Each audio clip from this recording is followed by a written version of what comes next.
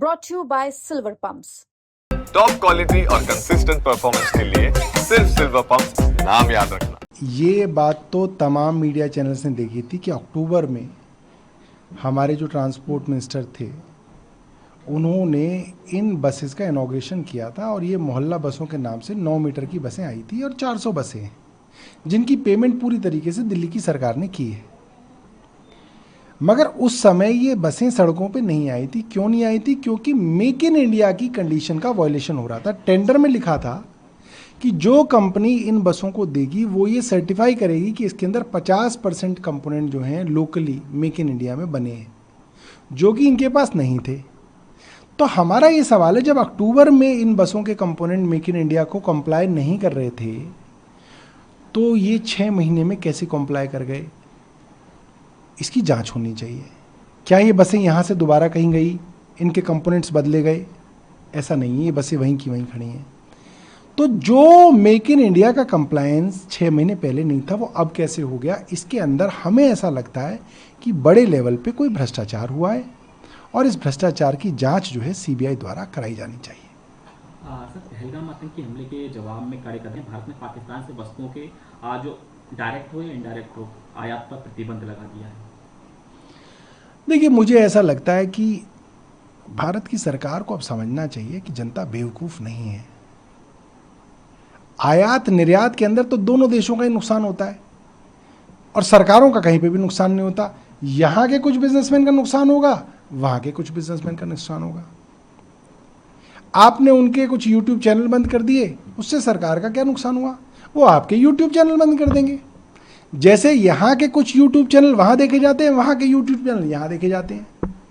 आप कोई निर्णायक काम कीजिए। अब लोगों को बेवकूफ़ बनाने वाला समय निकल गया है। पिछले 1 हफ्ते से आप माहौल बना रहे थे कि सरकार एक डिसाइसिव एक्शन लेगी। हमें लगता था कि सरकार पाकिस्तान को सबक सिखाएगी, क्योंकि लगातार तमाम कोशिशों के बावजूद भी पाकिस्तान आपके यहाँ आतंकवादी भेज रहा है। और जो पीओके है, पाकिस्तान ऑक्यूपाइड कश्मीर है, उसी के अंदर सारे के सारे टेररिस्ट के ट्रेनिंग कैंप्स हैं, लॉन्च पैड्स हैं, हथियार हैं। और वो पीओके हमारा हिस्सा है, हिंदुस्तान का हिस्सा है। तो हिंदुस्तान को उस पीओके को अपने पास वापस कब्जे में लेना चाहिए और फौज इसके लिए तैयार है, सक्षम है। सर, चरणजीत सिंह चन्नी का बयान लाइक को लेकर उन्होंने कहा सवाल उठाए। उसके बाद बीजेपी ने भी कहा कि CWC तो बाहर दिखती है, अंदर से PWC है। किस तरीके से देखते हैं इनमें? देखिए, जब जब भारतीय जनता पार्टी कॉर्नर हुई है, कांग्रेस के अंदर कोई ना कोई आदमी ऐसा होता है जो इस तरीके की लूज बॉल फेंकता है ताकि बीजेपी उस पर छक्का मारे।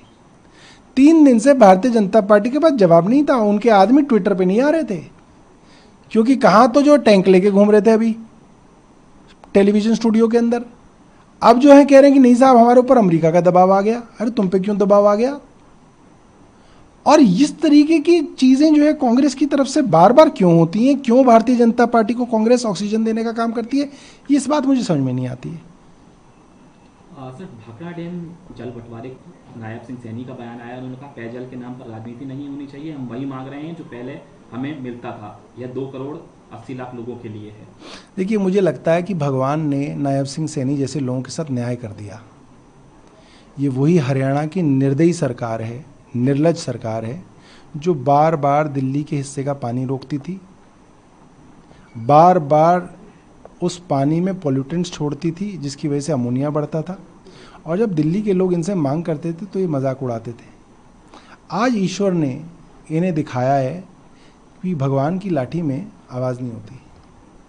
और मुझे लगता है कि इनको इस बात को समझना चाहिए कि पानी, हवा, ये सब जो है नेचुरल रिसोर्सेज होते हैं। इसके लिए कभी जो है दूसरे आदमी को तड़पाया और परेशान नहीं किया जाता।